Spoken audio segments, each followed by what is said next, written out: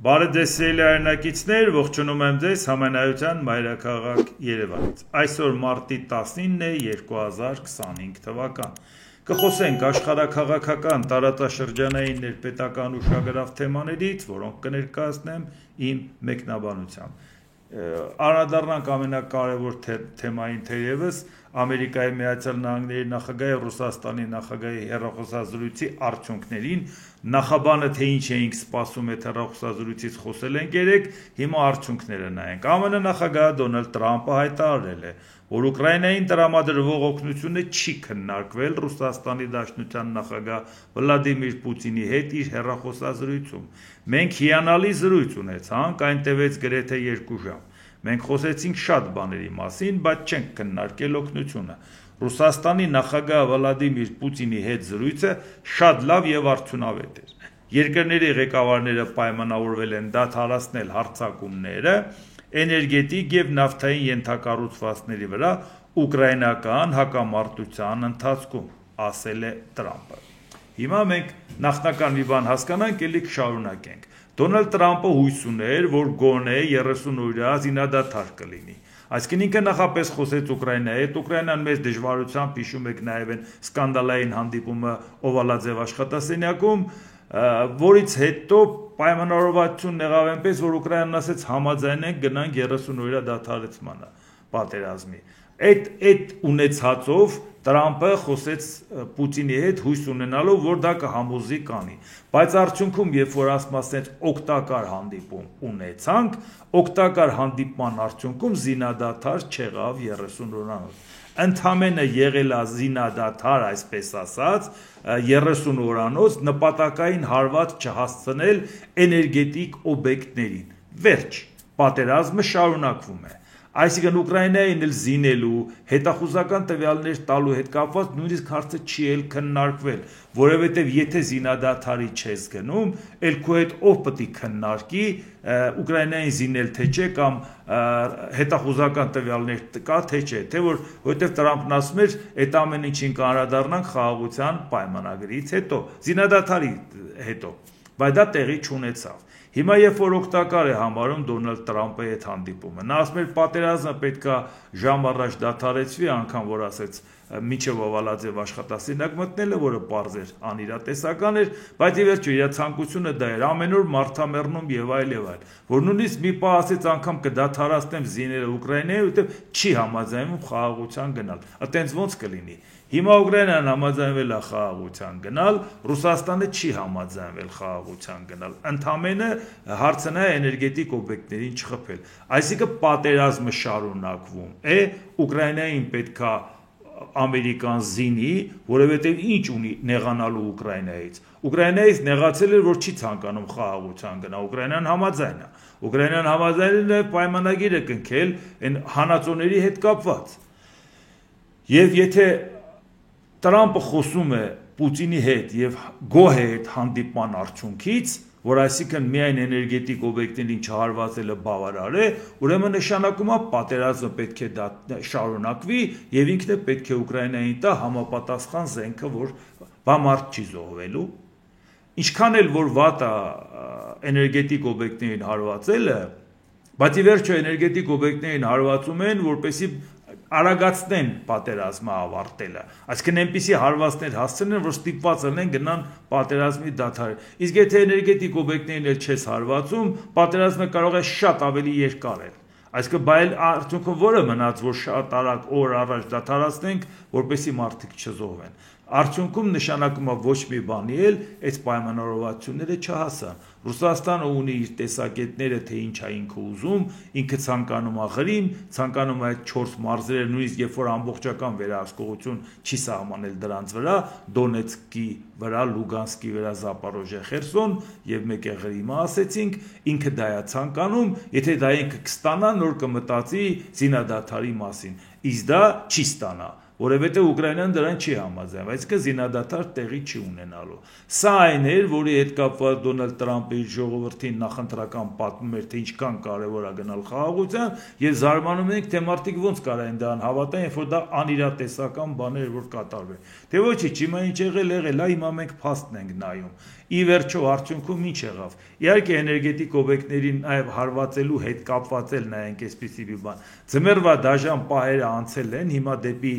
ամառ գնալու ճանապարհին, ասենք, մտածել, որ շատ ավելի կործանարար այսօրվա հարվածները, քան ձմեռը, այդքան էլ այդպես չի։ Բայց նույնիսկ այդ պարագայում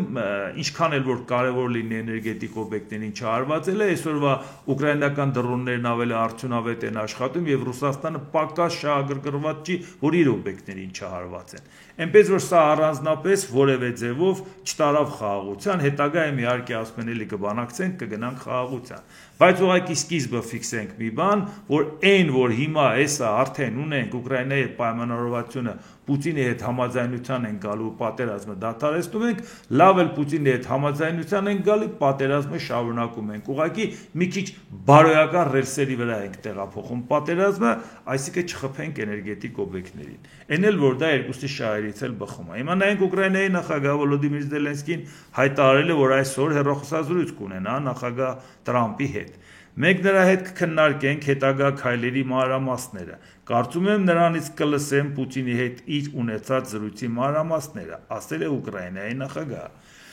Իդեպ մինչ այդ Վոլոդիմիր Զելենսկին, որպեսզի թյուրիմացություն չլինի մարդկանց մոտ, ասել էր հայտարարել, որ Ուկրաինայի համար ուկրաինական տարածքները ռուսական ճանաչելը կարմիր գիծ է, մենք դրա չենք գնա։ Այսինքն անկախ նայած Ռուսաստանը ինչ է պայմանավորվել Տրամպի հետ, հնարավոր չի, որ իրանք ճանաչեն այդ տարածքները։ Հիմա դա արդեն տարածվեց նոր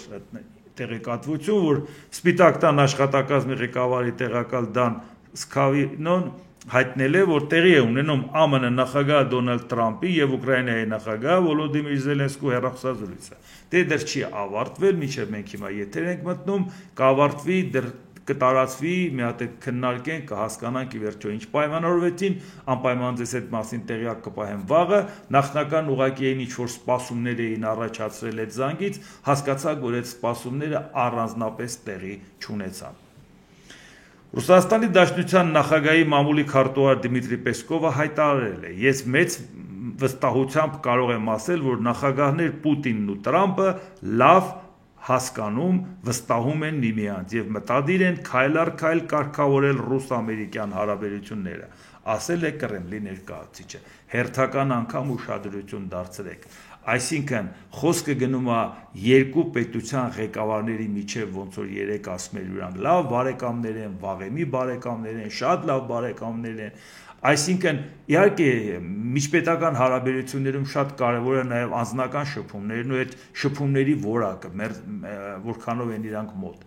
Բայց եթե տրամագծորեն տարբեր է պետությունների շահերը, տեսակետները, բայց ուղղակի շատ մոտ է ղեկավարների կարծիքները Պուտինի եւ Տրամպի, դա դեռ չի,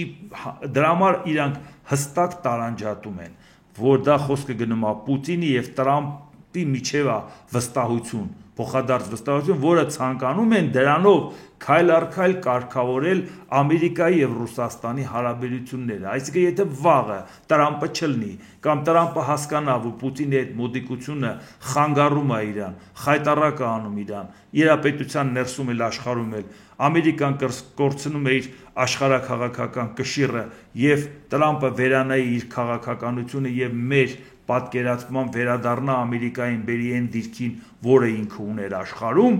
այդ պարագայում նշանակում է ռուս-ամերիկյան հարաբերությունները կմնան նույն մակարդակի ավելի վատ։ Եթե դա պայմանավորված է ընդամենը երկուսի հարաբերությունների որակով, որը նույնիսկ չի էլ բխում այդ երկուսի շահերից, որտեղ տրամագծորեն տարբեր էին մինչև իրանց լավ հարաբերությունները։ Դրա համար սենց անձնավորված հարաբերությունները ոչ թե նպաստում է, այլ ընդհակառակը ցույց է տալիս, որ անձը փոխվեց, այդ հարաբերությունները փոխվելու են։ Անձը իր վարքագիծը փոխվեց, հարաբերությունը փոխվելու են։ Դրա համար դա նաև լուրջ խնդրեմ առաջացնում Ամերիկայի քաղաքացու համար։ Ոչ միայն Ամերիկա, նաև մեզ համար բոլորիս համար, որովհետև նոր աշխարհակարգը մենք Ամերիկայից ենք ակնկալում, ինչի մասին է խոսքը։ Որովհետև մարդիկ չգիտեն հիմա սա Տրամպի քաղաքականությունն է, թե Ամերիկայի կողմից վարվող քաղաքականություն, եթե նույնիսկ Տրամպը Ամերիկայի կողմից ընտրված է ժողովրդի կողմից, որտեղ վաղ իրավիճակ կփոխվի, մարդը ուզում է մի հատ հեռանկար տեսնի, թե իր բիզնեսի հետ, թե իր ապագայի հետ կապող քայլերի հետ, թե երեխային կրթություն տալու հետ կապված, ունի ինքը այդ հնարավորությունը, ինչ աշխատանք ունի եւ այլ,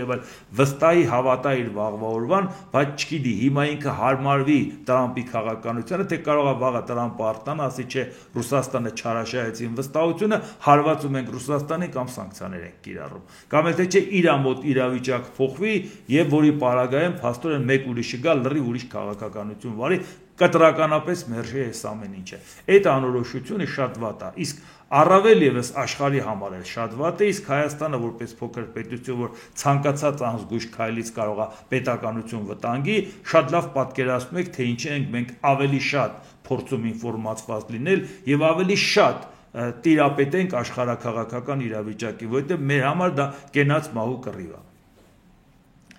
Նախագահ Դոնալդ Տրամպը զգուշություն է հայտնել Չինաստանի եւ Ռուսաստանի միջև ավելի սերտ կապերի կապակցությամբ, ուրվագծելով ԱՄՆ-ի կողմից երկու երկրների հետ հարաբերությունները բարելավելու ծրագրերը։ Որպես պատմության ուսանող առաջին բանը, որ սովորում ես, այն է, որ ցանկալի չէ, որ Ռուսաստանն ու Չինաստանը միավորվեն։ Օբաման նրանց ստիպեց ամուսնանալ, ինչը երբեք չէր կարող տեղի ունենալ, քանի որ նրանք մշտապես թշնամական վիճակում էին։ Հիմա նրանք հավանաբար բարեկամ են, եւ մենք կփորձենք երկուսի հետ էլ բարեկամ լինել, ասել է ԱՄՆ նախագահը։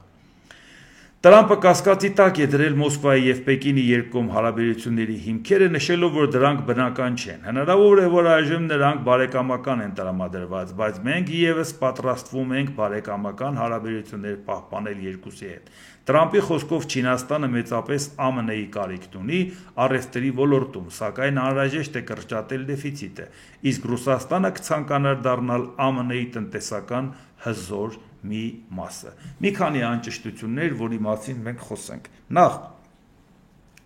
Դոնալդ Տրամպի սկզբանե խոսում էին, որ կոմունիստական Չինաստանը ակտիվանումը նաև մեր թիմ 1 հակառակորդն է, այս պետք է անենք, այն պետք է անենք, Եվրոպային էլ պետք է չօգնենք, որպեսզի ամբողջ ռեսուրսը դնենք Չինաստանի դեմ պայքարելու, թույլ պետք է չտանք Չինաստանը Պանամայում ազդեցություն ունենա ջրանցքի վրա, այս ենք անելու, այն ենք անելու, ամեն ինչ պետք է անենք, Ռուսաստանը պոկենք Չինաստանից։ Ամբողջ մի քաղաքականություն էր ասվում, որի մասին առիթ եղել է խոսել ենք, իմ խոսքին հետևողները գիտեն, որ ես ասել եմ խոշորագույն թյուրիմացություն է, գիտաֆանտաստիկ թյուրիմացություն է, որ իրանք կարծում են Ռուսաստանը կարող են Չինաստանից պոկել։ Նախ Ռուսաստանը Չինաստանի կողքը չի, Չինաստանի տակ է,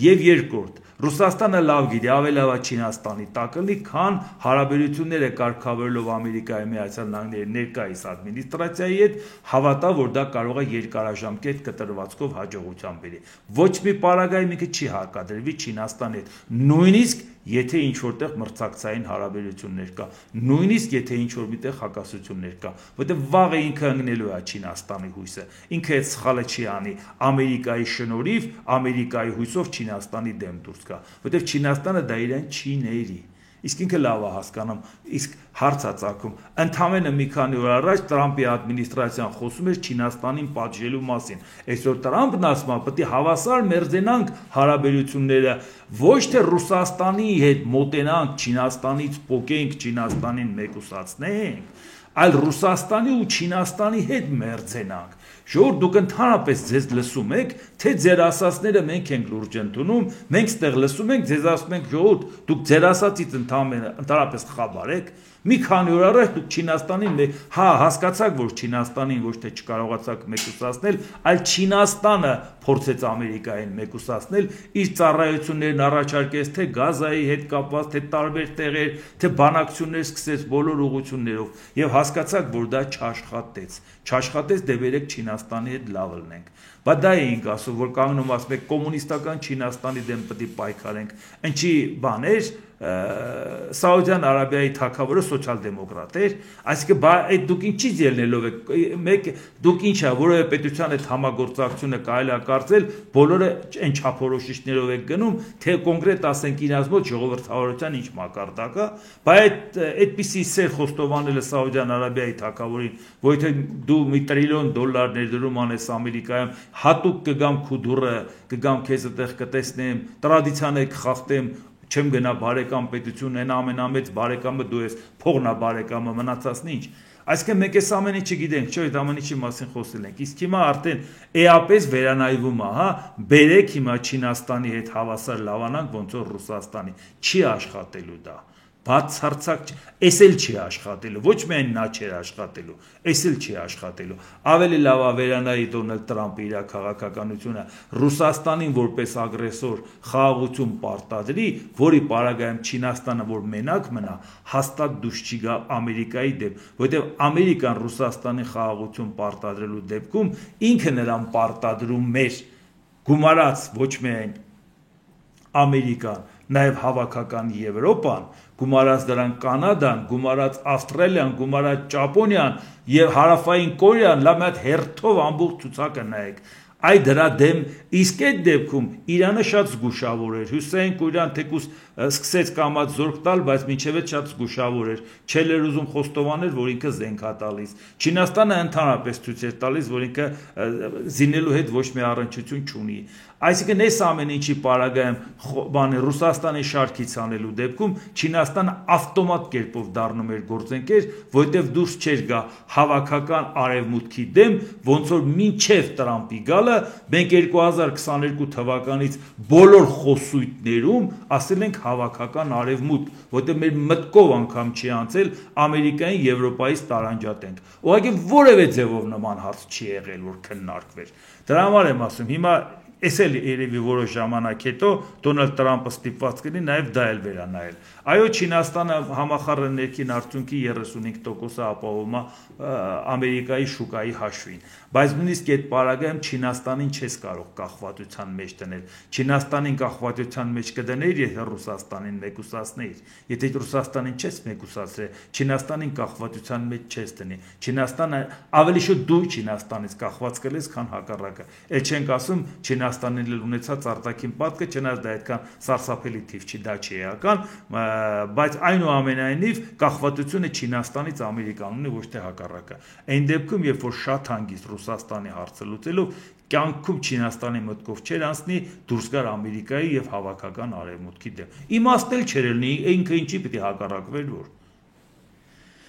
Սպիտակ տան հեռախոսազրույցի սղագրության մեջ ասված է. ԱՄՆ նախագահ Դոնալդ Տրամպը Ռուսաստանի նախագահ Վլադիմիր Պուտինի հետ հեռախոսազրույցում համաձայնել է, որ Ուկրաինայում պատերազմը պետք է ավարտվի տևական խաղաղությամբ։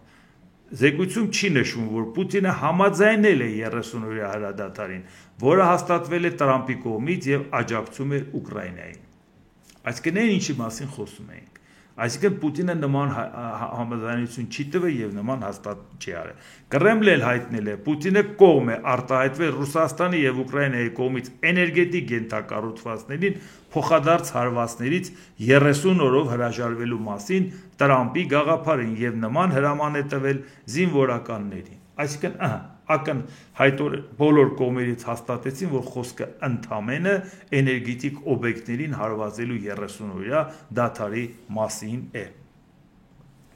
ԱՄՆ նախագահ Դոնալդ Տրամպը հայտնել է, Միացյալ Նահանգները շահագրգռված է Ռուսաստանի հետ լայնածավալ երկկողմ առևտրի հաստատմամբ, այդ թվում նրանից հազվագյուտ հանածոներ գնելով։ Մենք Ռուսաստանի հետ այդքան լայնածավալ առևտուր չունենք, եւ նրանք էլ կցանկանային դա, եւ մենք նույնպես։ Նրանք մեզ համար շատ արժեքավոր ապրանքներ ունեն, այդ թվում հազվագյուտ հողերի շատ խոշոր հանքանյութեր, ասել է ԱՄՆ նախագահը։ Իհարկե ուշադրություն պետք է դարձնել հարաբերությունները վատացնել հարևան Կանադայի, հարևան Մեքսիկայի, հարաբերությունները վատացնել Եվրամիության հետ, եվրոպական երկրների, որտեղ չասենք մենակ Եվրամիության, որտեղ Եվրամիության անդամ պետությունները 450 միլիոն բնակիչ է, բայց եթե հաշվում ենք, որ Մեծ Բրիտանիան էլ մոտ 70 միլիոն էլ բնակիչ ունի, որը որ եվրոպական պետություն է, բայց Եվրամիության անդամ չի, դա էլ գումարենք, Թուրքիան, որ ամեն ինչ անում է, որպեսզի Եվրոպայի հետ նաև ընդհանուր մաքսային միության համակարգի մեջ է, Թուրքիայի հետ կապված էլ Ամերիկան պարբերաբար խոսում է սանկցիաների մասին, էլի երկրներ, որոնք եվրոպական պետություններ են, բայց Եվրամիության անդամ չեն, դա մի 600 միլիոնանոց շուկայի մասին է։ Նեղացնել այդ 600 միլիոնին եւ մեկ էլ մտածել 140 միլիոնանոց ռուսական շուկայի մասին, չեմ պատկերացնում, որ որևէ ձևով դա լուրջ է մեկը մեկի հետ համեմատելու։ Ռուսաստանում ներդրում անելու հետ կապված, Ռուսաստանում առևտուր անելու չցնելու հետ կապված, Ռուսաստանում գները ցածր են, շատ բաներ չի կարող մրցունակլնել, որ Ամերիկան արտահանի Ռուսաստան, Չինաստանը նույնիսկ չի էլ թողի, եթե Չինաստանը մրցակցում է բոլոր տեղերը Ամերիկայի հետ, Ամերիկայի դաշտում տրանսպորտային ծախսեր անում, գալիս է Ամերիկայի դաշտում է մրցակցում ամերիկյան ապրանքների հետ, Ամերիկան կարող է ռուսական շուկա մտնի եւ կարողանա մրցակցի Չինաստանի հետ, լուրջ եք պատկերացնում, չէ, ընդհանրապես Ռուսաստանի հետ գործընկերությունը օգտակար հանածո առնելն է, Ռուսաստանը պատերազմի ընթացքում էլ խնդրում աղաչում է, որ իրանից ապրանք առնեն, նավթ ու գազն էլ է խնդրում, արևմուտքին ասում է ինձանից առեք, այդ ձեր ցավը տանը, էլի կռվենք, մեկը մեկի հետ ի շկաֆ ունի, առեք ինձանից հարմար գնով տալիս եմ, ինչա, որևէ ձևով խնդրեմ կա Ռուսաստանի հետ առևտրային հարաբերություններ ունենալը, այն ծավալը, որը կորցնում ես հարաբերություններ փչացնելով մյուսների հետ, որ ուզում ես կոնկրետ Ռուսաստանի հետ առևտրատնտեսական հարաբերություններ կարգավորես, շատ նեղ սպեկտր կարող է լինի, որի հետ կապված կարող ես աշխատել, որի համար կարիք չկար մյուսներից նեղանալ, որի համար կարիք չկար մյուսներին նեղացնել Եվ ընդհանրապես Ռուսաստանի հետ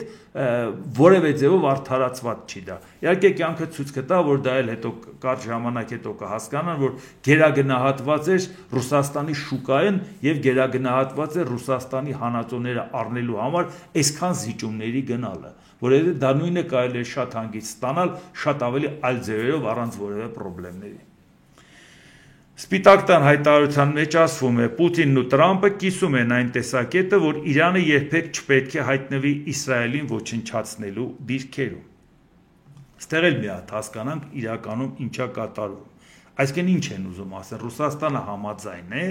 որ Իրանը չկարողանա ոչնչացնել Իսրայելին։ Այսինքն իրանք ընդունում են, որ առաջին, եթե Ամերիկան չօգնի, Իսրայելին կոչնչացնի Իրանը։ Պատահական չէր են վերջի հրթիռակոծությունների ժամանակ, երբ որ պայմանավորվել էին Ամերիկայի հետ թաթերականացված մի հատ միջոցառում կազմակերպեցին, ստեղից խփեցին, ընդեղից էլ այդ հրթիռները խփեցին, բայց շատ ինտենսիվությամբ, նաև ցույց տվեցին, որ եթե Ամերիկան չլինի, տեսնում եք Իսրայելից ինչ կմնա, այդ էլ ենք հիմա մենք նայել, հասկանում ենք, եւ դրան զուգահեռ, այսինքն Ռուսաստանը համաձայնվել է Չինաստանին թույլատրել Ռուսաստանը համաձայնվել է միջուկային օբյեկտներին հարված հասցնի Ամերիկան, չէ, ընդհանրապես ինչ է ասում Ռուսաստանը, որ այո, մենք մեր շահերից էլ ասենք ենթադրենք համաձայնեն, որ չպետք է Իրանը Իսրայելին ոչնչացնելու դիրքերում լինի, ինչ ասելա դիրքերում, ցանկություն ունենա, թե հնարավորություն ունենա, ցանկություն միշտ ունի, հնարավորության մասին է խոսքը, հնարավորությունը կանխելու հարցում Ռուսաստանը բանակցում գործընկեր է Ամերիկայի հետ, չկա այդպես բան, չի էլ կարող լինել խորը թյուրիմացություն է, իսկ եթե խոսքը վերաբերում է միջուկային զենք ստեղծելու հետ կապված, որ ինչա Ռուսաստանը ուզում է ասի գտնում է որ եթե միջուկային զենք Իրանը ցանկանա ստեղծի Ամերիկան ցանկանում է հարված հասցնի Ռուսաստանը դրան կողմ է հավատում եք դրան այս ուղղակի ասես միացած լղոզված ձևակերպում է որ հա էլի մենք նես դեմ չենք որ ենթադրենք Իրանը այն դիրքերում չլինի Իսրայելին ոչնչացնելու բայց մի ուրիշ հարց էլ է ծագում Հայաստանը ինչքան մարդ է ասում որ ժողովուրդ ջան մենք եթե միջուկային զենք ունենայինք որևէ մեկը չէր համարձակվի մեր վրա հարձակվել ինչքան մարդ է այդպես ասել չնայած ասել ենք ժողովուրդ ջան տենց մի ասեք որտեվ Հայաստանը եթե միջուկային զենք ունենար առաջի օրը մեր իշխանությունները կմտածեին դա ում վրա վաճառեն Ադրբեջանի վրա Թուրքիայի թե Իրանի թե Վրաստանի Առաջի օրը կհանեին հրապարակային աճուրդիկ, ասեն մենք ունենք միջուկային զենք, ով է շատ վճարում։ Այնպես որ դա ավելի մեծ խնդրեմ էինք ունենալու մեր հարևաններից մեկը դառնալու էր միջուկային պետություն։ Բայց իհարկե դա դնենք մի կողմ, մի հատ բան հասկանանք։ Միշտ օրինակ են բերել, որ Հայաստանը ունենար խնդրեմ չէր ունենա, բայց որքան գիտենք Իսրայելը միջուկային զենք ունի։ Բան չի ավախեցած Իրանից, կամ ինչի է Իրանը հարվածում, ինչի է վստահ, որ պատասխան հարված չի ստանա, այն էլ միջուկային հարված։ Այն դեպքում, երբ որ ինքը ասում է պատրաստ եմ Իսրայելը ոչնչացնեմ, այսինքն իր պետությունը պաշտպանելու համար նա պատրաստ էր դրան գնալ։ Իհարկե բարբերաբար հիշում ենք Իսրայելի 4-րդ վարչապետին Գոլդա Մեյերին,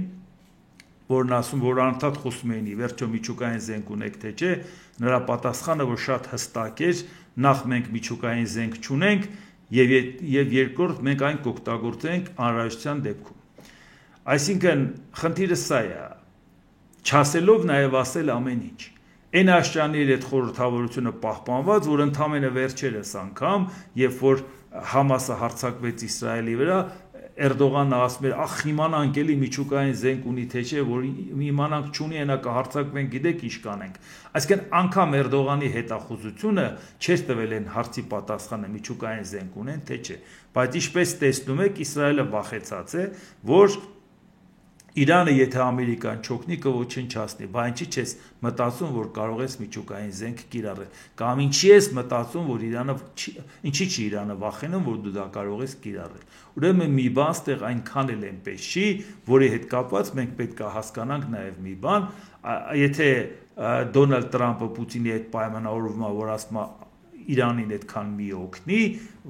ինչ է ստացվում։ Այսինքն Իրանը եթե բավարար չափով ռեսուրս ունենա Իսրայելին ոչնչացնելու, Ամերիկան չի պատրաստվում հերթական անգամ օգնի, բա մինչև վերջերս խոսում էր, որ հարվածներ է հասցնելու։ Հարվածները հասցնել թույլ չի տալու միջուկային զենք ստեղծել։ Ես ուզում եմ այս ռետորաբանությունը մենք որ ամեն օր ենք այդ ամեն ինչը նայում, շատ ուշադիր նայում ենք, որ հասկանանք, նորից հիշենք, որ նաև առաջի հերթին վերաբերվում է Հայաստանի շահերից ելնելով ենք նայում, բաց այդ աշխարհի շահից, որ մոլորակը տվեցին, վերացրեցին, բոլորիս է վերաբերում, մենակ Հայաստանին չի վերաբերում, բայց այդ իրարամերժ կարծիքներն ու հայտարարությունները լա ամենօրյա ռեժիմով նայում ենք ու ասում ենք, դուք հասկացաք, փաստորեն արդյունքում ինչա ստացվում։ Իսկ հիմա Իսրայելի վարչապետ Բենյամին Նեթանյահուն մեկնաբանելով Գազայի հատվածում ավելի քան 400 մարդու կյանք խլած իսրայելական հարվածները ասել է, որ սա դեռ միայն սկիզբն է։ Նեթանյահուն նախորդին հրամայել է հարվածներ հասցնել այն բանից հետո, երբ պաղեստինյան Համաս խմբավորումը մերժել է մնացած պատանդների կեսին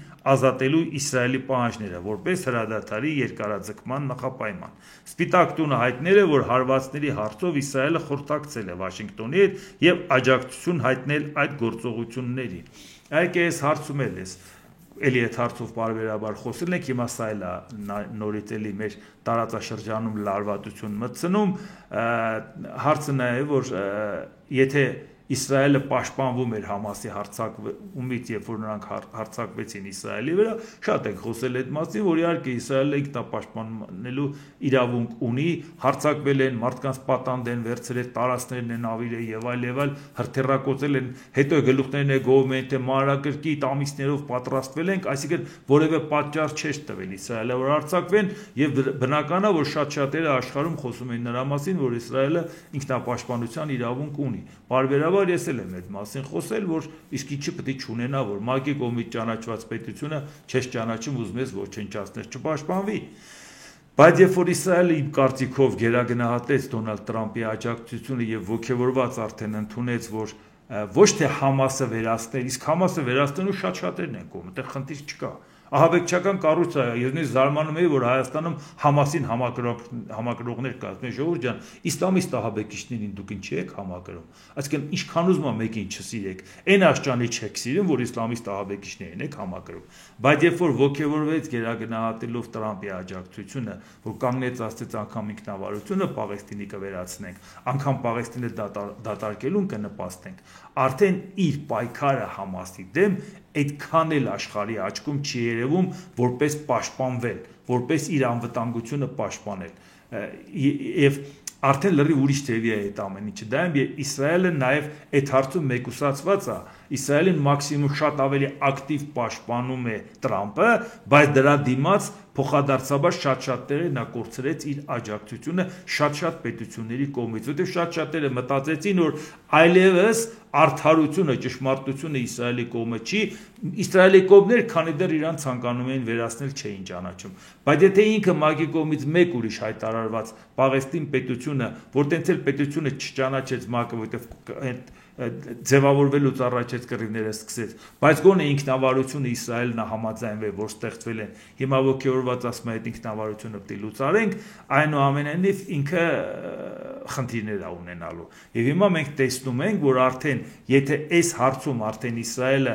այս քայլերն անում է Համասի դեմ, մարդիկ չեն համարում, որ մենակ Համասի դեմ է, մարդիկ համարում են Պաղեստինը դատարկելու քայլեր է անում, որի պարագայում իհարկե խնդիր է ունենալու։ Այդ դրա համար է հիմա անգամ Տրամպը ցանկանում աջակցություն է հայցում Պուտինից, որպեսի դու էլ ինձ օգնի, որպեսի Իսրայելին չվերացնի Իրանը։ Էս ինչ օրնագակ ժողովուրդ ջան, էս ինչ է պատահել։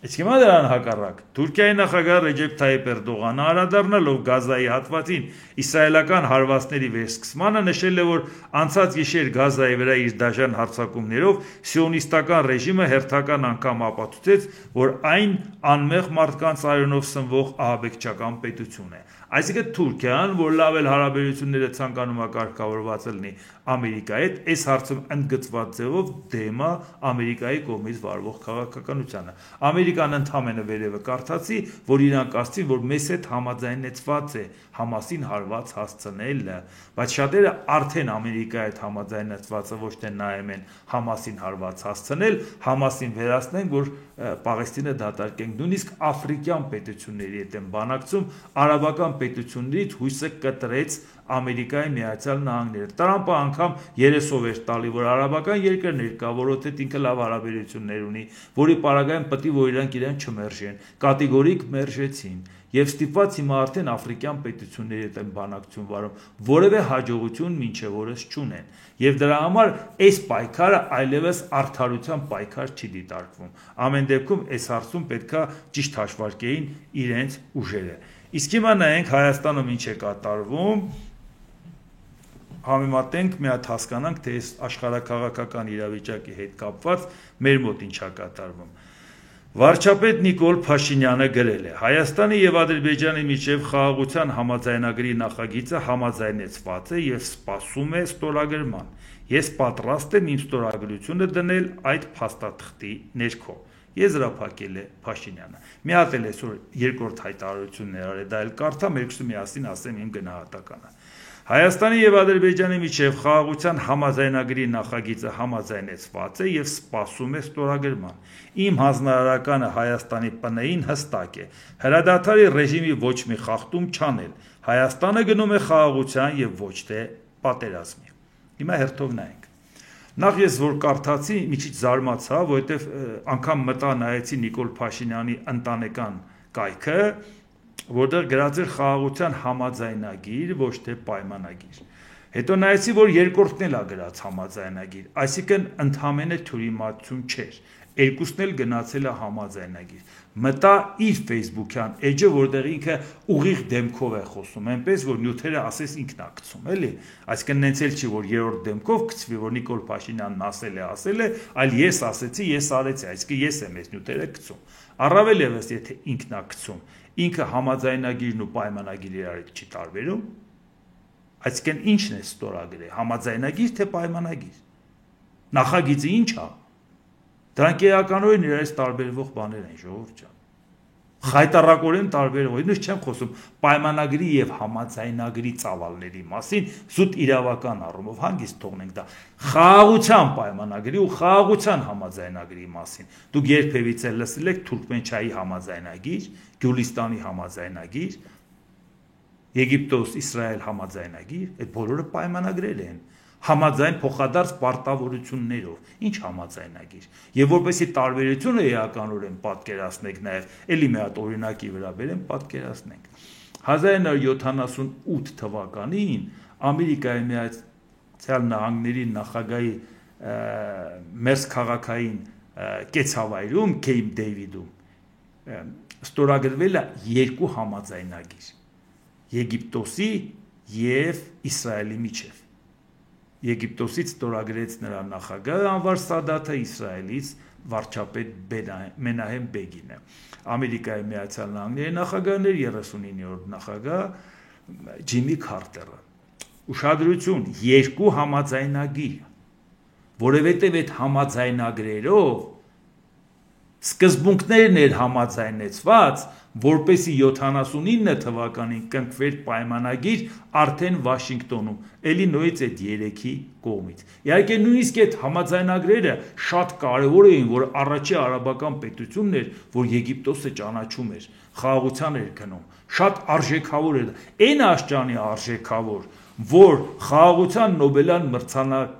դափնեկիր է դարել Անվար Սադաթը Եգիպտոսի նախագահը եւ վարչապետը Իսրայել Մենահեմ Բեգինը ոչ թե 39 թվականի Վաշինգտոնյան պայմանագրի համար, այլ 78 թվականի Քեյփ Դեվիդյան համաձայնագրերի համար, երկու համաձայնագրի համար։ Այդքան կարևորվել է այդ համաձայնագրերը, որ նրան խաղաղության Նոբելյան մրցանակ են տվել։ Ջիմի Քարտերին էլ իր պաշտոնավարումից հետո են տվել այդ համաձայնագիրը 21 տարի հետո 2002 թվականին տվել են էլի խաղաղության Նոբելյան մրցանակ էլի Քեյփ Դեվիդյան համաձայնագրերի համար։ Այսինքն ոչ մեկը համաձայնագրի կարևորությունը չի թերագնահատում, բայց համաձայնագիրը պայմանագիր չի։ Համաձայնագիրը ընդհանրապես սկզբունքներն ես համաձայնեցնում, թե ինչի շուրջ պայմանավորվես։ Պարզվում է մինչև մի բանակցել են, տարիներով բանակցել են, տարիներով է, անընդհատ գնացել է այդ խոսակցությունը, որ մենք հիմա այս պայմանագրի այս կետն ենք համաձայնում, այս կետ, որովհետև դա պարտադիր կատարման ուժ ունի, որովհետև հիմա այս պայմանավորվում ենք, նրանք էլ ասում են, եթե այստեղ պայմանավորվում ենք, նշանակում է սահմանադրության մեջ ինչ էլ գրած էլի չի գործելու, որովհետև այս պայմանագիրը միանգամից գրված է, որ մեջը կետ կա համաձայնեցված, որ գործում է այս պայմանագիրը, այլ ոչ թե սահմանադրական նորմերը, ներպետական օրենսդրությունից բարձր է այդ պայմանագիրը, ներպետական օրենսդրությունից բարձր է համաձայնագիրը, ժողովուրդ ջան, բա մի գրագետ, տառաճանաչ մարդ Հայաստանի Հանրապետության կառավարությունում չկա, այբուբենի տառերը իմացող մարդ, որ П եւ Հ տառերն իրարից տարբերի պայմանագիրն ու համաձայնագիրը։ Չգիտեմ, ժողովուրդ ջան։ Կարող է մեզանից է, ես չգիտեմ, երևի չափը անցել ենք դրա համար սենց ամեն օր ներվերներս ենք քայքայում էլի, երևի իրանց նման սենց դարդակու բոշելնեինք, որ ընդհանրապես ոչ մի բանից չնեղվեինք։ Հիմա շարունակությունը նայենք։ Ինչ է ասում Նիկոլ Փաշինյանը, խիստ հանձնարարություն է տալի ուրեմն։ Իմ հանձնարարականը ՊՆ-ին հստակ է։ Հրադադարի ռեժիմի ոչ մի խախտում չանել։ Հայաստանը գնում է խաղաղության եւ ոչ թե պատերազմի։ Բարբերաբար Հայաստանի իշխանությունները, պաշտպանության նախարարությունը ասել է, որ հրադադարի ռեժիմը խախտում է Ադրբեջանը եւ միշտ մերոնք հերքել են, երբ որ մեզ են մեղադրել հրադադարի ռեժիմը խախտելու մեջ։ Մի անգամ ա եղել դեպք, որ Հայաստանի իշխանությունները խոստովանել են, որ հրադադարի ռեժիմը խախտվել է մեր կողմից, այն էլ ասի երկրապահի տղեկից են եղել, իրանք կրակել են, այնպես է եղել, որ համենայն դեպս կադրային ծառայող էլ չէր, կանոնավոր բանակի, այդ իսկ պատճառով նման թյուրիմացություն ա եղել, մերոնք խոստովանեցին, որ դա թյուրիմացություն ա եղել, ոչ մի պարագայում պետությունը, իշխանությունը, պաշտպանության նախարարությունը, վարչապետը չէին ասելու պրովոկացիա արեք կամ կրակեք, այսինքն դա լրիվ պատահականություն ա եղել։ Հիմա Նիկոլ Փաշինյանն ինչ ասում, ուշադիր եղեք, հրադադարի ռեժիմի ոչ մի խախտում չանել, այսինքն պատահական հրադադարի ռեժիմի խախտման հանձնարարականը ո՞րն է։ Պատահական սկի ծառայակիցը մեկը մեկի վրա է կրակում։ Այսինքն հիմա ուզում եք խոստովանեք, որ եթե հրադադարի ռեժիմը խախտվել է, դա Նիկոլ Փաշինյանը հանձնարարությամբ է խախտել, այս մարդը եթե մի օրվա մեջ իր վրա գոնե մի հոդված չդնի, որ հետո պարապ չմնան դատավորներն ու դատախազներն ու քննիչները, այդ օրը իր համար օր չի, էլի, որ մի հատ խոստովանական ցուցմունք չտա։ Այս ձևակերպման իմաստը ո՞րն է։ Հանձնարարում ես, որ պատահական հանկարծ չկրակե։ Միշտ հերքել եք, որ դուք չեք կրակում։ Դուք գնում եք խաղաղության, սադրանքը Ադրբեջանի կողմից է։ Այսինքն հիմա Ադրբեջանը այս երրորդ օրնա նորից էլ հերթական անգամ ասում է մերոնք կրակել են։ Մերոնք էլ ասում են տես բան չկա, փաստեր ցույց տվեք։ Հիմա Նիկոլ Փաշինյանն ասում է, չէ, ես թույլ չեմ տվել, որ կրակեն։ Այսինքն որ թույլ տայի կրակելու են կամ նախորդ անգամ որ եղել է թույլ ես տվել։ Այս էլի մյուս պրիմիտիվություն է, էլի, մտամ թե ուզում ասի, մենք խաղաղություն ենք, էլի ասա խաղաղություն ենք ուզում, բայց մի ասի, ես հանձնարարել եմ, որ պատահական չկրակեն, էլի։ Իսկ մի հատ էլ բան տեղի ունեցավ, դա շատ հետաքրքիր էր, ազգային ժողովի քաղաքացիական պայմանագրի խմբակցության падգամավոր Արսեն Թորոսյանը, խոսելով սահմանին կրակոցների մասին, Բաքվի մեղադրանքների մասին հայտարարել է։ Իդեպ ինքը բացի падգամավոր լինել է նաև քանի որ իշխող քաղաքական ուժի վարչության անդամ է, այսինքն քաղաքական գիծը տանող մարդ է։ Հիմա հասկանանք ինքը ինչ է ասում։ Առաջին անգամը չէ, որ արձանագրում ենք նման դեստրուկտիվ գործելավոճ։ Սրանք տեղեկատվական սադրանքներ են, դրանց առաջին նպատակը մեր երկրի ներսում կայունությունը խաթարելն է։ Բաժանորդ ջան, գնացել եք անգամ զիջումների, պատրաստ եք մի բան ստորագրեք, որի պարագայում գոնե խաղաղություն ելներ։ Պարզվում է Ադրբեջանը շարունակում է սադրանքների դիմել, որ մեր երկրում ապակայունություն առաջացնի, այսինքն ինքը խաղաղություն հերիք չի ուզում մեր պետությունների մեջ, այլ նաև ապակայունություն առաջացնում մեր երկրի ներսում, բա մեր ժողովրդին ասում եք, բա դուք ինչի՞ չեք ուզում, որ մենք խաղաղության գնանք, ինչա պատերազմ եք ուզում, չէ, մենք ասում ենք ձեր զիջումներն է պատերազմի տանում, որտեղ դուք ինքներդ եք խոստովանում, որ Ադրբեջանը դա չի անում։ Երկրորդ, կարծում եմ, որ Ադրբեջանի համար խաղաղության պայմանագրի մեր արագ համաձայնեցումը որոշակիորեն անսպասելի էր, եւ նրանք խնդիր ունեն այդ անսպասելիությունից դուրս գալու։ Բացի այդ, հնարավոր է փորձում են տարբեր դերակատարների աչքում իրենց քաղաքական գինը բարձրացնել, ցույց տալով, թե Հայաստանն է ապակառուցողական, իսկ իրենք զոհի դերում են։ Թորոսյանը հավելել է, որ չնայած Ադրբեջանի այս վարկագծին, Հայաստանը չպետք է փոխի իր գործելավոճը, տրվի սադրանքներին։ Բայց հիմա նայեք այս գիտաֆանտաստիկ միտքը։ Այսինքն ինչ է ասում։ Ադրբեջանի համար մեր արագ համաձայնվելը որոշակիորեն անսպասելի էր։ Այսինքն մենք Ադրբեջանի մեր անսպասելի համաձայնեցելով մանտրաժ ենք գցել։ Հիմա չեն կողմնորոշում ինչը, թե ինչ են արել, այդ կկարդանք ինչ են արել, բայց ինչ է նշանակում անսպասելի էր Ադրբեջանի, իհարկե անսպասելի էր։ Բան չէիք, այդքան ժամանակ դուք չէիք զիջում, մեկ է միանգամից համաձայնվեցիք զիջումների, բան սպասելի չլներ իրանց համար։ Պատկերացնեք մի հատ օրինակ բերեմ, կողքի հարևանն ասում է՝ «Իքուտունը իմ տունն է», արևմտյան իմ տունն է, այսպես ասեմ, մեքենան էլ է իմը, սառնարանու լվացքի մեքենան էլ է իմը։ Որից հետո ինչ է ալնում, դուք ասում եք չէ, բանակցում եք, բոլորն էլ իմն է, մի օր մանտրաժ եք գցում հարևանին, ասում եք լավ, մեքենան քոնն է, մենակ խաղաղ ապրենք։ Իհարկե կզարմանար, կասեր ես ապուշներն ովքեր են։ Այդ քո ապրանքից ինչ ես հրաժարվում։ Դա այսօր խաղաղ ենք ապրելու, եթե իմանանք այդքան վախեցած ես։ Եվ դա էր պատճառը, որ Ադրբեջանի արտգործնախարար Ջեյուն Բայրամովը Մեծ Բրիտանիայի արտաքին գործերի պետքարտուղար Դեյվիդ Լամի միջև հեռախոսազրույցի ժամանակ ասել է, որ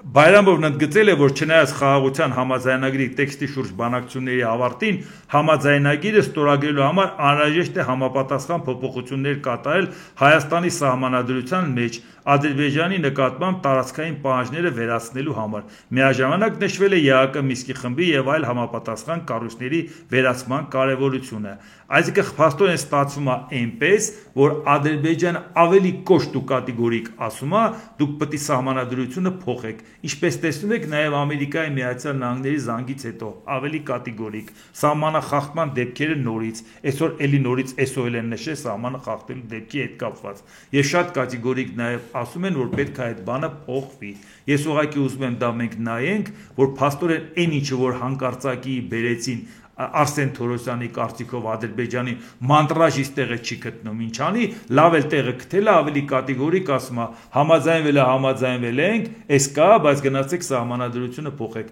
չփոխեք չենք ստորագրելու, դրա պատասխանն ով է տալու։ Մի հատ էլ հանկարծակի բերեք Հայաստանն էլ հանձնեք, էլի, մի հատ թող լրիվ մանտրաժ ենեն։ Այս մանկապարտեզի տարիքից, խելքների մանկապարտեզի թե տարիքը չգիտեմ ինչն է պատճառը, այս մակարդակով այս մարդիկ քաղաքականություն են վարում։ Դե հետո էլ ասում եք չանհանգստանանք, թե ինչա կատարվում։ Դե ինչ, այսօր այսքանը, եթե հավանեցիք, սեղմեք լայք կոճակը, բաժանորդագրվեք Էդվարդ Անտինյանի YouTube-յան ալիքին, սեղմեք զանգակ կոճակը, գրեք մեկնաբանություններ, գրեք հարցեր, դիտեք եւ դատեք ինքներդ։ Շնորհակալություն։